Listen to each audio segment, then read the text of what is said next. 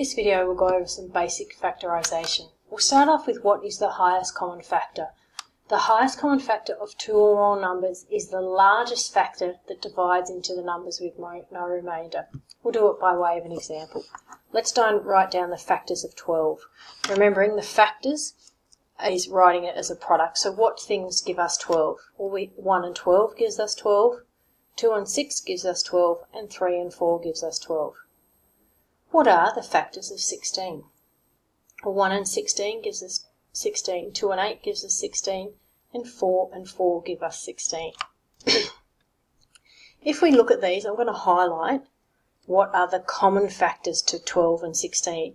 So 1 appears on both, 2 appears on both, and 4 appears on both. So I've highlighted the common factors. The highest common factor is which is the highest of those numbers. So the highest common factor, 4, is the highest. So our common factors are 1, 2 and 4, and the highest out of those common factors is 4. What about if it's an algebraic expression? This is how I explain it. 25a squared b and 10ab.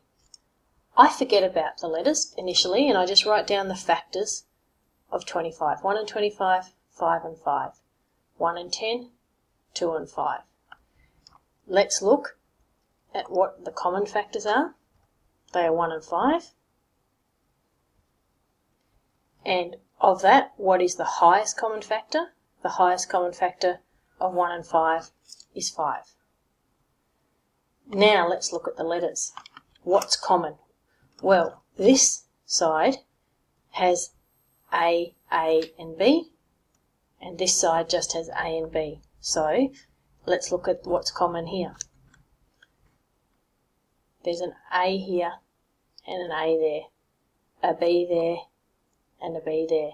So I've highlighted the letters that are common, and I add them to my number. So 5AB would be my highest common factor. Let's look at the next one. 3xy and negative 3xz. Rightio, I'm going to write down for my number, I've got what times is to 3, 1 and 3 times is to 3, and negative 1 and negative 3 times to 3. What times is to negative 3, 1 and negative 3, or negative 1 and 3. Yep, what there is my highest common factor. Well, the highest common factor is 3. So I'll write down my 3. Then I go to my letters, and let's highlight the letters that are in common. There's an X here and an X there. So with my 3, which was my highest number common factor, I add the letter that is common, which is 3x. Just a quick explanation of highest common factor. Now we'll continue on to how you factorise an expression. Okay, to factorise this first expression, I think what is a common factor? So what is common to both of those terms? The answer is 5. So 5, you put your highest common factor out the front. Then in the brackets, you say, what is 5x divided by 5? So 5x divided by 5 leaves me with x. So I put the x there. Then we say, what is 15y divided by 5? Cancel, and we get 3y. So I put my 3y there. So that is how we factorise the first expression. I'm going to skip to the third expression. 6x squared y plus 9xy squared. What's my highest common factor? Well, 3 goes into both 6 and 9, and they both have 1x, and they both have at least 1y. So I take that out as my highest common factor. Then, if I get 6x squared y, and I divide it by 3xy, my y's cancel, my x cancels with one of those x's, 3 into itself once, 3 into 6, 2. So I'm in fact left with 2x. 2x. So I put that there.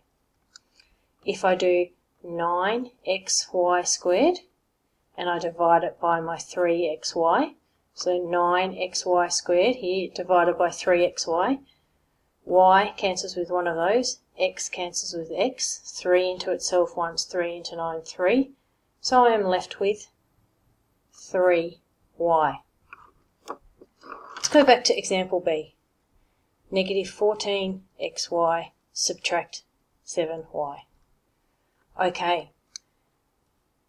7 goes into both those numbers. So 7 goes into both the numbers and both terms have a y. If both of the terms have a negative, let's take the negative out the front as well. Then I get my first term and divide it by negative 7xy. So negative 14xy divided by negative 7y. Y's cancel, the negatives cancel, 7 into itself once, 7 into 14, 2. So I'm left with 2x. Then I get my second term, negative 7xy, and I divide it by negative 7xy. Y's cancel, 7 cancels, 1 cancels, negatives cancel, which leaves me with 1. Okay, I'd like to do 2 more examples. The first one is negative 3a plus 6. So that's the first example I'll do. I'm sorry, I'll just turn around and get the second example. Second example is negative a plus 7. So in this first example, 3 goes into both of those terms. If the first term is a negative, also take that out. It just makes it a lot neater. So if the first term is negative, take the negative out. So then I get my first term and I divide it by negative 3 and I'm left with a. I get my second term, positive 6, and I divide it by negative 3. 3 into itself once, 3 into 6 twice, and a positive and a negative gives me a negative. So remember, first term negative, take the negative out. Okay, let's look here. First term's negative, so I'm going to take the negative out. What's common to these terms? Well, it looks like nothing. Let's put a 1 there. If nothing's common, remember 1 always goes into everything. So we're going to take negative 1 out as the common factor. Then I'm going to get my first term, negative 1a, and I'm going to divide it by negative 1. 1's cancel, negatives cancel, leaves me with a. And then I'm going to get positive 7 and divide it by my negative 1, and that leaves me with negative 7. So this video covered a fair bit. We talked about what a common factor was, what a highest common factor was, and we need to know what highest common factors are to help us when we have to factorise expressions such as worked example 19.